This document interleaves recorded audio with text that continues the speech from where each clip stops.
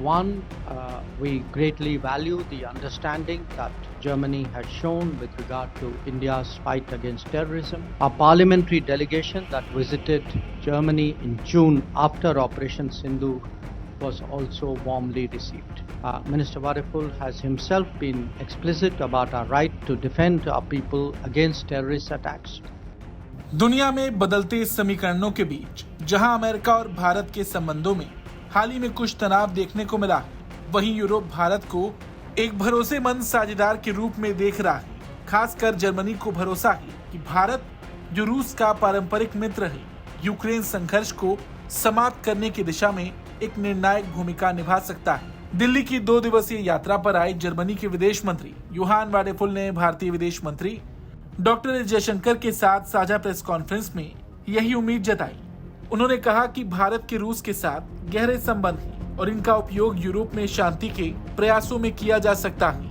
वहीं विदेश मंत्री जयशंकर ने कहा कि हम वैश्विक राजनीतिक परिदृश्य में व्यापक बदलाव देख रहे हैं, साथ ही हमें अस्थिरता भी देखने को मिल रही और ये दोनों मिलकर भारत, यूरोपीय संघ और जर्मनी के लिए एक दूसरे के साथ और अधिक करीबी सहयोग करने का बहुत मजबूत कारण बनाते हैं। इसके अलावा विदेश मंत्री ने कहा कि आज हमने हमारे संबंधों के विभिन्न पहलुओं पर विस्तार से चर्चा की। इसमें हमारी राजनीतिक सहयोग, सुरक्षा और रक्षा, आर्थिक संबंध, अनुसंधान और भविष्य की तकनीकों, जलवायु और ऊर्जा, साथ ही शिक्षा, कौशल विकास, गतिशीलता और लोगों के बीच आदान प्रदान शामिल है। विदेश मंत्री ने कहा कि हम उस समझ को बहुत महत्व देते हैं जो जर्मनी ने भारत के आतंकवाद के खिलाफ लड़ाई के संदर्भ में दिखाई। जर्मनी के विदेश मंत्री ने स्वयं हमारे लोगों को आतंकवादी हमलों से बचाने के हमारे अधिकार को स्पष्ट रूप से स्वीकारा।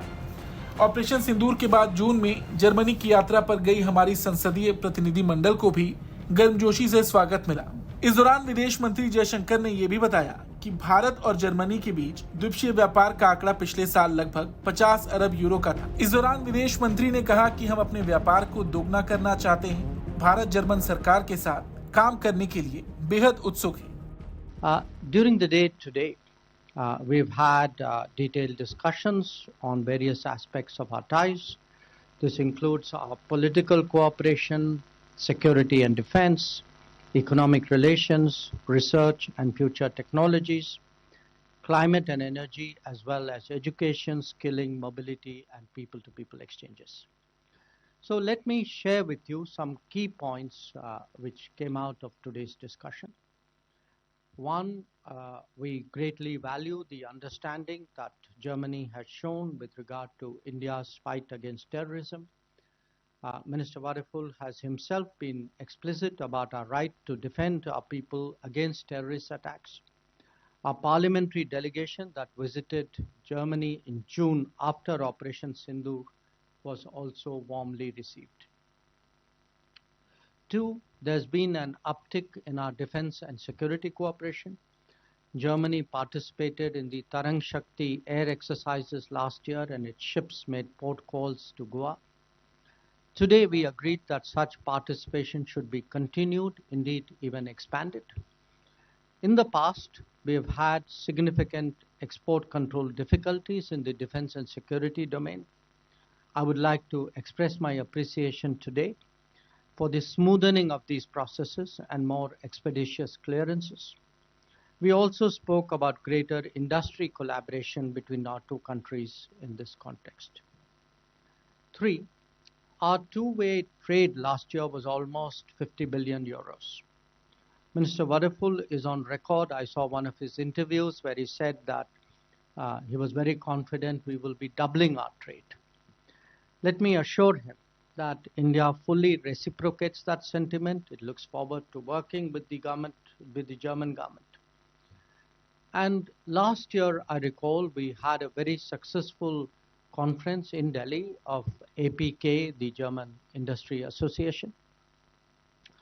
And I want to reiterate that we remain fully committed to continuously improving the ease of doing business in this country. वहीं इस दौरान जर्मनी के विदेश मंत्री ने भी यूक्रेन में जारी युद्ध को लेकर भारत से एक स्पष्ट अपील की कि वो रूस के साथ अपने पुराने और भरोसेमंद रिश्ते का इस्तेमाल करते हुए शांति की पहल को आगे बढ़ाए। जर्मन विदेश मंत्री ने माना कि भारत और यूरोप हर मुद्दे पर सहमत नहीं होते, लेकिन खुलकर संवाद होना जरूरी है। उन्होंने प्रधानमंत्री मोदी की हाल ही में पुतिन से हुई मुलाकात और उसमें शांति पर बल दिए जाने को भी सकारात्मक बताया। जर्मन विदेश मंत्री ने भारत को एशिया का प्रतिनिधि मानते हुए कहा कि भारत की स्थिति जर्मनी के लिए विशेष महत्व रखती है। दोनों देशों के पास भिन्न राजनीतिक प्राथमिकताएं हो सकती हैं, लेकिन लोकतांत्रिक मूल्यों और वैश्विक नियम के पालन को लेकर दोनों ही एक जैसे दृष्टिकोण साझा करते हैं। उन्होंने ये भी जोड़ा कि दोनों पक्षों को बाजारों की पारस्परिक पहुंच और व्यापारिक बाधाओं को कम करने की दिशा में आगे काम करना होगा।